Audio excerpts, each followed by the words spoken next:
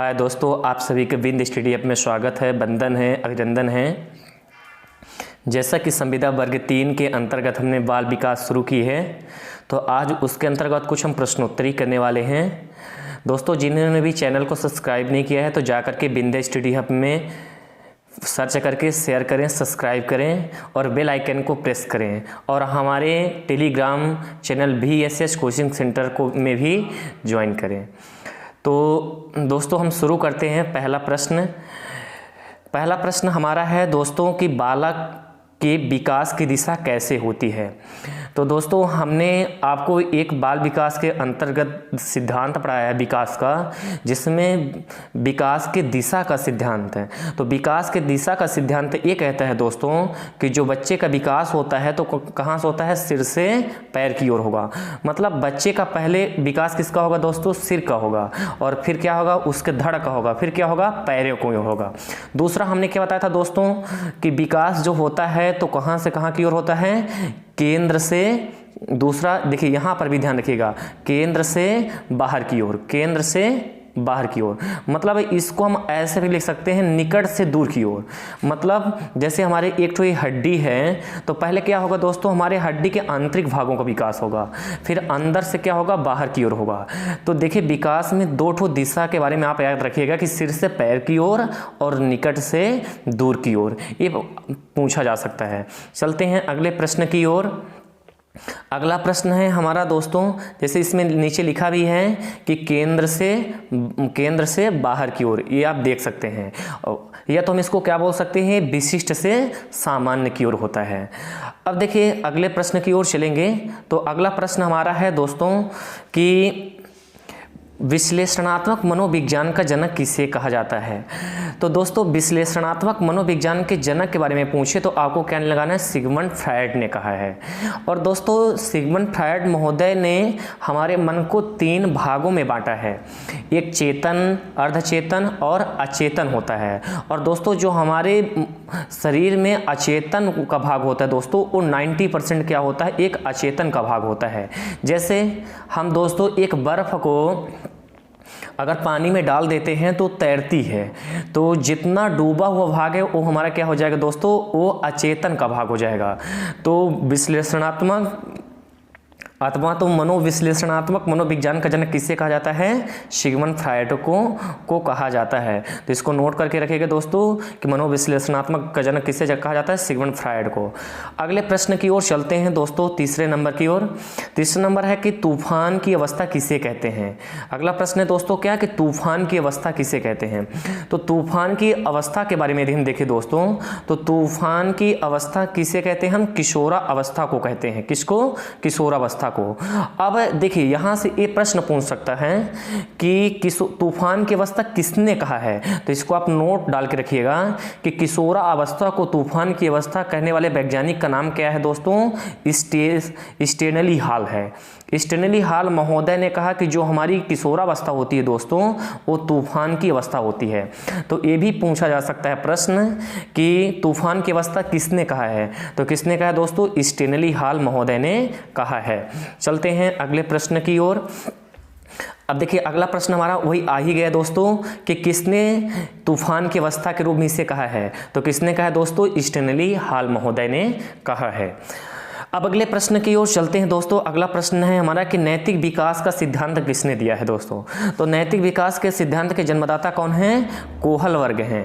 कौन है, कोहल वर्ग हैं। इन्होंने दोस्तों नैतिक विकास के अंतर्गत तीन अवस्थाएं बताई हैं। कितनी अवस्थाएं बताई हैं, 3 अवस्थाएं, और प्रत्येक अवस्था के दोस्तों 2-2 चरण बताए हैं। तो अगर चरण के बारे में अगर पूछेगा तो चरण कितने बताए इन्होंने, 6 बताए हैं, और अवस्थाएं कितनी बताई हैं दोस्तों, 3 बताई हैं। तो नैतिक विकास के जन्मदाता कौन है, या तो किसने दिया है, तो लॉरेंस कोहल वर्ग ने दिया है। इसको भी आप नोट करके रखेंगे। अगले प्रश्न की ओर चलते हैं दोस्तों। अगला प्रश्न है हमारा कि मूल प्रवृत्ति का सिद्धांत किसने दिया था। तो मूल प्रवृत्ति का सिद्धांत देने वाले वैज्ञानिक का नाम क्या है, विलियम मैकडूगल। किसने दिया था दोस्तों मूल प्रवृत्ति को, विलियम मैकडूगल ने।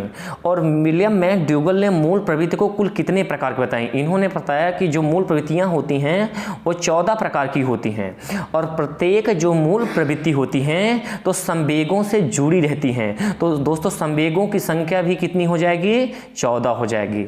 अब ध्यान ये रखना है कि विलियम मैकडूगल को हम संवेगों का जनक भी कहते हैं, और इन्होंने मूल प्रवृत्ति को 14 प्रकार की बताई है, और जितनी मूल प्रवृत्तियां होती हैं वो सभी संवेगों से जुड़ी रहती हैं। अगले प्रश्न की ओर चलते हैं, संवेग क्या है। तो संवेग के बारे में देखिए अलग अलग वैज्ञानिकों ने अपनी अपनी परिभाषाएं भी दी है। तो संवेग क्या है, तो मन की उत्तेजित दशा को हम क्या कहते हैं दोस्तों, संवेग कहते हैं। जैसे क्या है, तो क्रोध हमने किया, क्रोध हो गया, खुशी हो गया, ये क्या हो जाएगा दोस्तों, एक उत्तेजित दशा है। अब देखिए संवेग के बारे में वुडवर्थ ने कहा है कि व्यक्ति की उत्तेजित दशा ही क्या कहलाती है, संवेग कहलाती है। तो ये जो परिभाषा लिखी दोस्तों ये किसकी लिखी है, संवेग की। इसमें मन को आप हटा दीजिए तो व्यक्ति की उत्तेजित दशा क्या कहलाती है, संवेग कहलाती है। तो इस किसने कहा था दोस्तों, ऐसा वुडवर्थ ने कहा था। आप नोट डाल करके लिख सकते हैं कि वुडवर्थ ने संवेग के बारे में क्या था कि व्यक्ति की उत्तेजित दशा क्या होती है, संवेग होती। किसने कहा था दोस्तों, वुडवर्थ ने कहा था। और देखिए जयसील्ड महोदय थे, उन्होंने भी ये कहा था कि व्यक्ति के सामने जब कोई आवेश आता है तो आवेश के कारण क्या हुआ है, भड़क उठता है, और इस भड़की हुई अवस्था को हम क्या कहते हैं दोस्तों, संवेग कहते हैं। अगले प्रश्न की ओर चलते हैं। अगला प्रश्न हमारा है दोस्तों कि व्यक्तित्व का स्व सिद्धांत किसने दिया था। तो व्यक्तित्व का स्व सिद्धांत देने वाले वैज्ञानिक का नाम क्या है, कार्ल रोजर्स। कौन है दोस्तों, कार्ल रोजर्स ने व्यक्तित्व के स्व सिद्धांत का प्रतिपादन किया था। अगले प्रश्न चलते हैं दोस्तों। अगला प्रश्न है सीखने का सिद्धांत किसने दिया था। तो सीखने के सिद्धांत के बारे में देखें तो सीखने का सिद्धांत किसने दिया था दोस्तों, थॉर्नडाइक महोदय ने। और थॉर्नडाइक महोदय ने सीखने के 2 सिद्धांत दिए थे दोस्तों। इनके एक सिद्धांत का नाम क्या था दोस्तों, प्राथमिक सिद्धांत। क्या था दोस्तों, प्राथमिक भी आप बोल सकते हो और इसको आप मुख्य भी बोल सकते हो। इन्होंने 2 सिद्धांत दिए थे, एक प्राथमिक दिया था और दूसरे सिद्धांत के इनके नाम क्या था दोस्तों, गौड़ सिद्धांत। क्या था, गौड़। और इन्होंने दोस्तों गौड़ सिद्धांत के अंतर्गत 5 सिद्धांत दिए थे। कितने, 5 नियम दिए थे। और प्राथमिक के अंतर्गत दोस्तों इन्होंने कितने दिए थे, 3 दिए थे। तो ध्यान ये रखना है कि सीखने के सिद्धांत थॉर्नडाइक महोदय ने दिया था और उसको 2 प्रकार के दिए थे इन्होंने, एक प्राथमिक नियम और एक गौड़ नियम। तो प्राथमिक नियम 3 दिए थे, तत्परता का नियम, अभ्यास का नियम और प्रभाव का नियम। और गौड़ नियम कितने दिए थे दोस्तों, 5 दिए थे। ये भी आपको याद करके रखना है। चलते हैं अगले प्रश्न की ओर। अगला प्रश्न हमारा है दोस्तों कि खेल पद्धति के जन्मदाता कौन है। तो खेल पद्धति के जन्मदाता, खेल इसमें है कि खेल पद्धति के जन्मदाता कौन। तो दोस्तों यहाँ पर लिखा है कि खेल पद्धति के जनक कौन है। तो दोस्तों यहाँ पे मिस प्रिंट हो गया है, खेल पद्धति के जनक किलपैट्रिक नहीं है दोस्तों।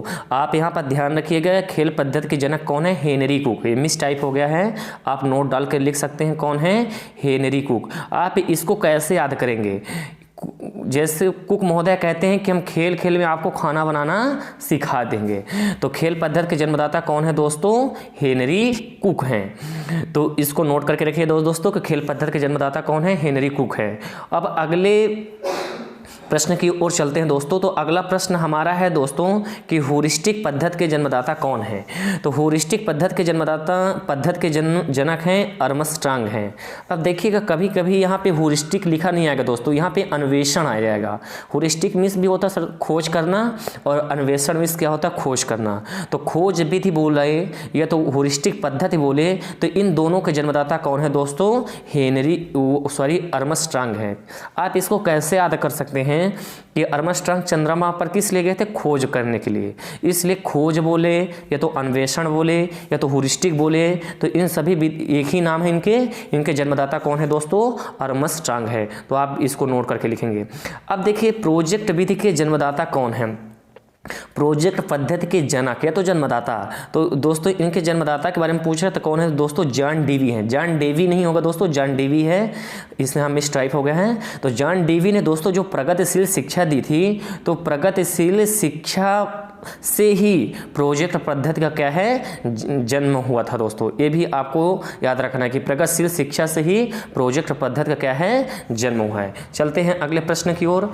अब देखिए अगला प्रश्न हमारा है दोस्तों कि अस्थाई मानव दांत कितने होते हैं, जिसको हम दोस्तों दूध के दांत भी बोल सकते हैं।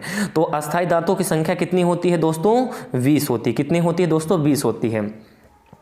अब देखिए यहाँ पर कितने तरीके से प्रश्न पूछ सकता है। ऐसा भी पूछ सकता है कि मानो में ऐसे कितने दांत होते हैं जो दोबारा उगते हैं, तो कितने हैं दोस्तों, 20 हैं। अस्थाई दांतों की संख्या कितनी है, 20 है। ये भी पूछ सकता है कि दूध के दांत कितने होते हैं, तो 20 होते हैं। तो आपको ध्यान रखना है कि बालक में अस्थाई दांतों की संख्या कितनी होती है, 20 होती है। चलते हैं अगले प्रश्न की ओर। मानव के मस्तिष्क का वजन कितना होता है। तो मानव के मस्तिष्क का वजन होता है दोस्तों, अगर ग्राम में अगर आपको पूछता है तो आपको ग्राम में कितना लिखना है, 350 ग्राम होता है। अगर पाउंड में पूछता है दोस्तों तो 7 पाउंड का होता है। कितने का, 7 पाउंड का होता है। तो देखिए एक ग्राम में होता है 350 ग्राम और पाउंड में कितने का होता है दोस्तों, 7 पाउंड का होता है। तो ये दोनों आपको याद करके रखना है। अगले प्रश्न की ओर चलते हैं दोस्तों। देखिए यहाँ पर वही 350 लिखा है। मानव के मस्तिष्क का वजन कितना होता है, मनुष्य के, वो बालक का दिया था और ये मनुष्य का दे दिया। तो कितना होता है दोस्तों, 1400 ग्राम का होता है। जीन पियाजे ने जिनेवा में किसकी स्थापना की थी। तो जीन पियाजे जो जिनेवा के एक स्विस वैज्ञानिक थे दोस्तों, जीन पियाजे। तो इन्होंने लेबोरेटरी स्कूल की स्थापना की थी, जिसमें उन्होंने मनोविज्ञान के कई प्रयोग किए थे। दोस्तों जीन पियाजे ने संज्ञानात्मक सिद्धांत दिया था और इन्होंने अपने सिद्धांत की 4 अवस्थाओं के बारे में वर्णन किया था, इसलिए इनके सिद्धांत को हम अवस्था के सिद्धांत के नाम से जानते हैं। चलते हैं अगले प्रश्न की ओर।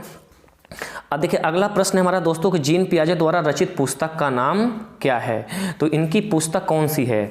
तो इनकी पुस्तक है the language and thought of the child. क्या है दोस्तों, the language thought of the child होगा। देखिए सभी वैज्ञानिकों की एक दो उनकी पुस्तक हैं, तो इसके लिए हम एक अलग से ही वीडियो जल्द ही अपलोड करने वाले हैं। और इन्होंने the language and thought of the child की रचना कब की थी, इस पुस्तक की दोस्तों 1923 में लिखी थी। ये भी आपके लिए इम्पोर्टेंट, ये भी ध्यान रखना है। चलते हैं अगले प्रश्न की ओर दोस्तों। अगला प्रश्न है हमारे पास कि जीन पियाजे ने संज्ञानात्मक विकास को ध्यान में रखते हुए बालक की कितनी अवस्थाओं के बारे में वर्णन किया है। तो दोस्तों हम आपको पहले ही बता दिए हैं कि जीन पियाजे ने जो संज्ञानात्मक सिद्धांत दिया था, तो जीन पियाजे के संज्ञानात्मक सिद्धांत के अंतर्गत 4 अवस्थाओं के बारे में उन्होंने वर्णन किया था। और इन्होंने अवस्थाओं के बारे में वर्णन किया था, इसलिए इनके सिद्धांत को दोस्तों हम अवस्था का भी सिद्धांत कहते हैं। इनकी पहली अवस्था कौन थी दोस्तों, संवेदी गामक अवस्था। दूसरी कौन थी दोस्तों, पूर्व संक्रियात्मक अवस्था। तीसरी क्या थी दोस्तों, मूर्त संक्रियात्मक अवस्था। और चौथी क्या थी दोस्तों, की औपचारिक संक्रियात्मक अवस्था थी। तो अब देखिए दोस्तों यहाँ पर लिखा भी है कि संवेदी गामक अवस्था कितने वर्ष तक चलती है दोस्तों, 0 से 2 वर्ष तक चलती है। पूर्व संक्रियात्मक अवस्था कितने दोस्तों, 2 से 7 वर्ष तक। ठोस अथवा तो मूर्त संक्रियात्मक अवस्था दोस्तों 7 से 11 वर्ष तक चलती है। और औपचारिक संक्रियात्मक अवस्था दोस्तों 11 से 18 वर्ष तक चलती है। तो इस तरह जीन पियाजे ने 4 अवस्थाओं के बारे में वर्णन किया था, इसलिए इनके सिद्धांत को हम अवस्था का सिद्धांत भी कहते हैं।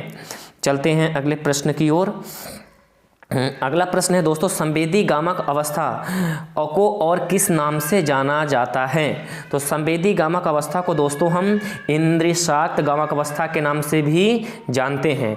तो या तो इंद्रिजीयन गामक अवस्था के नाम से जानते हैं। क्योंकि गामक का दोस्तों, गामक का अर्थ क्या होता है, गामक का अर्थ होता है शारीरिक क्रिया, मतलब जिसमें बच्चा क्या करे, शारीरिक क्रिया करे, वही क्या होती है, संवेदी गामक अवस्था होती है। चलते हैं दोस्तों अगले प्रश्न की ओर। बोला कि अधिगम अंतरण से क्या तात्पर्य है। अधिगम अंतरण से तात्पर्य क्या दोस्तों, देखते हैं इसको। किसी पूर्व ज्ञान के आधार पर नए ज्ञान को सीखना ही अधिगम अंतरण कहलाता है। जैसे दोस्तों क्या है कि आप साइकिल चला रहे हैं और साइकिल चलाते चलाते आप कुछ दिनों के बाद मोटरसाइकिल को चलाना भी क्या है, सीख जाते हैं। तो ये क्या है दोस्तों, एक प्रकार का अधिगम स्थानांतरण है कि आपसे देखिए पहले साइकिल चलाने बनती थी, लेकिन उसी के द्वारा आप क्या है, मोटरसाइकिल भी चलाना सीख गए। तो ये क्या है दोस्तों, एक अधिगम स्थानांतरण है। अब देखिए अधिगम स्थानांतरण कितने प्रकार के होते हैं इसके बारे में देखते हैं। तो देखिए अधिगम स्थानांतरण के बारे में देखिए दोस्तों, तो पहला हमारा है कि धनात्मक अंतरण। मतलब अगर हमने किसी साइकिल चलाना सीखा है और साइकिल चलाने के बाद मोटरसाइकिल चलाना सीख लिया है, तो ये हमारा क्या हो जाएगा दोस्तों, धनात्मक अंतरण हो जाएगा। लेकिन हमने साइकिल चलाना सीखा है दोस्तों, है ना, लेकिन हम सीखा है, लेकिन हमें आपसे अभी भी साइकिल चलाना नहीं आ रही है, या तो हम साइकिल चलाना सीखे लेकिन उसके द्वारा मोटरसाइकिल को चलाना नहीं सीख पाए, तो ये ऋणात्मक कहलाएगा। और शून्य दोस्तों, जिसमें बिल्कुल भी मतलब एक पक्ष में हमने जो कार्य किया है उसका हम दूसरे पक्ष में उपयोग ना कर पाए, ये हमारा क्या कहलाएगा, शून्य अंतरण कहलाता है, या तो शून्य स्थानांतरण कहलाता है। तो अधिगम स्थानांतरण 3 प्रकार के होते हैं, एक धनात्मक होता है दोस्तों, ऋणात्मक होता है, और क्या होता है, शून्य होता है। चलते हैं अगले प्रश्न की ओर।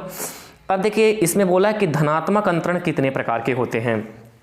तो धनात्मक अंतरण दोस्तों 3 प्रकार के होते हैं, जिसमें क्या होते हैं दोस्तों, क्षैतिज समांतर होता है, ऊर्ध्व होता है जिसे लंबवत कहते हैं, और क्या होता है दोस्तों, द्विपार्श्विक होता है। तो इसको याद रखिएगा कि धनात्मक अंतरण 3 प्रकार के होते हैं, क्षैतिज और ऊर्ध्व और द्विपार्श्विक होते हैं। अब चलते हैं अगले प्रश्न की ओर। अब देखिए ये प्रश्न की हमने सीरीज इसके अंतर्गत डाली है। तो दोस्तों चाहे सी टेट का हो, चाहे यूपी टेट का, चाहे एमपी टेट, कोई भी पेपर हो, यहाँ से प्रश्न हर बार पूछे जाते हैं। जो रोग होते हैं, विकार होते हैं, उसके संबंधित। तो क्या है हमारा, गणित से संबंधी विकार को क्या कहते हैं। तो दोस्तों गणित के संबंधी जितने भी विकार जो हमारे होता है उसको हम क्या कहते हैं, डिस्कैलकुलिया कहते हैं।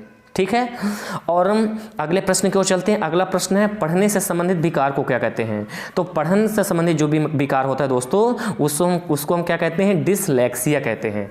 यदि गणित से संबंधित विकार होगा, गणित को समझने में कठिनाई होगी, तो वहाँ पर डिसकैलकुलिया है। और अगर पढ़ने से संबंधी है तो वहाँ पर क्या हो जाएगी दोस्तों, लेक्सिया हो जाएगी, डिसलेक्सिया हो जाएगी। और यदि लेखन से संबंधित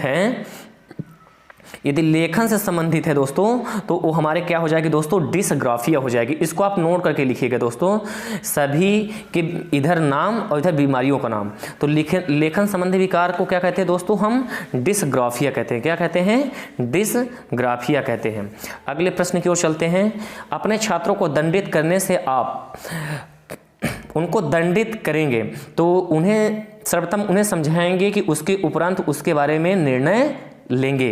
तो दोस्तों ये प्रश्न ही मिस टाइप हुआ है, ये प्रश्न ही गलत है, इसमें टाइपिंग हो गया है। अगले प्रश्न की ओर चलते हैं कि जब आप कक्षा में शिक्षण करते हैं तो कक्षा में भी साथ साथ चलना चाहिए। तो उसमें दोस्तों जब आप कक्षा में शिक्षण करते हैं, पढ़ाते हैं, तो कक्षा भी साथ साथ चलनी चाहिए। शाब्दिक विचार और संप्रेषण, देखिए यहाँ पर शाब्दिक नहीं होगा दोस्तों, इसमें केवल होगा विचारों का संप्रेषण। विचारों का संप्रेषण मतलब क्या, अब संप्रेषण मतलब करना, अपने विचारों का आदान प्रदान करना। तो अगले प्रश्न की ओर चलते हैं दोस्तों। शिक्षण के समय विचार संप्रेषण द्वारा छात्रों पर प्रभाव डाला जा सकता है। किस तरीके का प्रभाव डाला जा सकता है, वैज्ञानिक कि अमनोवैज्ञानिक। तो दोस्तों इसमें शिक्षण में हम मनोवैज्ञानिक प्रकार का प्रभाव डाल सकते हैं, अमनोवैज्ञानिक नहीं, मनोवैज्ञानिक प्रकार का प्रभाव डाल सकते हैं। अगले प्रश्न की ओर चलते हैं। अगला प्रश्न है कि छात्रों में भाषा के उचित विकास हेतु अधिक प्रभावशाली क्या है। तो इसमें क्या है, प्रोजेक्टर विधि जो होती है तो भाषा के विकास के लिए क्या होती है, अधिक प्रभावशाली होती है। अगले प्रश्न की ओर चलते हैं कि ज्ञानात्मक स्तर पर पढ़ाते समय अध्यापक को पढ़ाना चाहिए, हमको पढ़ाने का तरीका क्या होना चाहिए, सरल और सुगमता पूर्वक हमको बच्चों को शिक्षण का कार्य करना चाहिए। अगले प्रश्न की ओर चलते हैं कि प्रयोगात्मक परीक्षाएं आयोजित करने का मुख्य उद्देश्य क्या होता है। हम परीक्षाएं क्यों आयोजित करते हैं? तो अवलोकन और यथार्थता की कार्यकुशलता की जांच के लिए कि बच्चा कितना सीखा है, उसकी जांच के लिए हम क्या करते हैं, बच्चों में मूल्यांकन करते हैं, परीक्षाएं आयोजित करते हैं। अगले प्रश्न की ओर चलते हैं कि छात्रों में नैतिक विकास करने हेतु तो आप क्या आवश्यक समझते हैं, क्या आवश्यक है? तो आवश्यक है दोस्तों प्रत्येक अवसर पर बच्चों को अच्छे बुरे का अंतर बताना, या तो अगर हम नैतिक विकास अच्छा कर रहे हैं दोस्तों तो उनको नैतिक विकास से संबंधित जितनी भी कहानियाँ हैं ना उनको हमको सुनानी चाहिए। जैसे दोस्तों लॉरेंस कोहलबर्ग ने के सिद्धांत में आप हैंज की कहानी सुने होंगे, तो इसी तरह बच्चों को हमको नैतिक विकास के लिए नैतिक विकास पर आधारित कहानियां सुनाना चाहिए। अगले प्रश्न की ओर चलते हैं। अगला प्रश्न है कक्षा शिक्षण में पाठ्य पुस्तक की क्या आवश्यकता है? सीखने के लिए पाठ्यक्रम पर आधारित व्यवस्थित विषय वस्तु। तो देखिए पाठ्य वस्तु की आवश्यकता किस लिए होती है? सीखने के लिए पाठ्यक्रम पर आधारित व्यवस्थित विषय वस्तु। दोस्तों देखते हैं आप कि किसी भी विषय में आप जब पुस्तक उठा के देखते हैं तो उसके प्रारंभ में उसकी विषय वस्तु दी जाती है कि आपको इस पाठ के अंतर्गत क्या क्या पढ़